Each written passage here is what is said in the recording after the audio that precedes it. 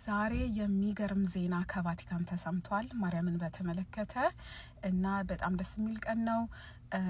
ብዙዎች ኢንተስፔት አድርገውት ነበረ ይሄንን የማርያምን በተመለከተ ዶክትሪኑ ውሳኔውን። ምክንያቱም የሮማን ካቶሊክ ቸርች ውስጥ ማርያም በሪደምፕሽን ውስጥ እንትን አላት የሪደምፕሽን ስልጣን አላት የሚል ወይም ሮል የምትጫወተው ሚና አለ የሚል ነበረ። ነገር ግን ያው ብዙ ከጠበቀው በላይ በጣም በሚገርም ሁኔታ ውሳኔ የተላለፈው የሚለው ማርያም ሮል እንደሌላት ነው። እና ይሄ ደግሞ ከጥንት የነበረ የሐዋርያት ቸርች ጀምሮ በሐዋርያት ዘመን የነበረው ቸርች ጀምሮ የነበረው አቋም ነው።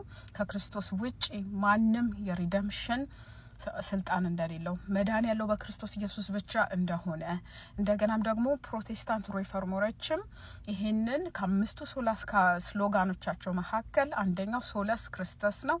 ሶለስ ክርስቶስ ማለት በክርስቶስ ብቻ የሚለው ቃል ነው። ዛሬ የካቶሊክ ቸርች ያንን አፈርም አድርጋለች። በጣም ደስ የሚል ነገር ነው። ይሄ ወደ ስክሪፕቸር ወደ ኤንሸንት ቸርች የጥንቷ ቤተ ክርስቲያን እምነት ወደዛ የመሄድ ዳይሬክሽን ነው እና በጣም ይገርማል።